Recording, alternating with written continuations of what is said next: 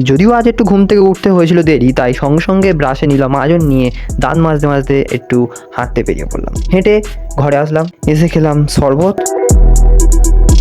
তারপর আমি করে নিয়েছিলাম ব্রেকফাস্ট করে আমি বসে পড়লাম। আমার খাতাগুলো যেগুলো দরকার প্রয়োজন সেগুলো রাখছিলাম, আর যেগুলো দরকার না সেগুলো আলাদা করছিলাম।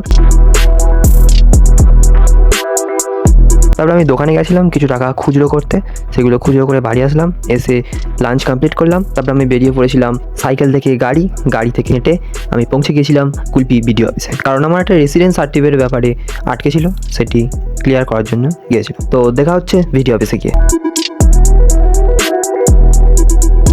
সো ফাইনালি পৌঁছে গেছিলাম ভিডিও অফিসে। সেখান থেকে বললো আবার এসডি অফিসে যেতে হবে, সেখান থেকে অ্যাপ্রুভাল দিলে তবে হবে। তাই চলে গেছিলাম এসডি অফিসে। তাই বলে পরিস্থিতি কখনো কখনো আপনার ভাবনাকে ভুল প্রমাণিত করতে পারে। তারপরে অলিগলি পেরিয়ে আমি পৌঁছে গেছিলাম ভিডিও অফিসে। তারপর সেখানে কাগজগুলো জমা নিল। তারপর আমাকে বললো যে 10 দিন বাদে অনলাইন থেকে বার করে নেবে। তারপরে আমি ঘরের উদ্দেশ্যে রওনা দিই।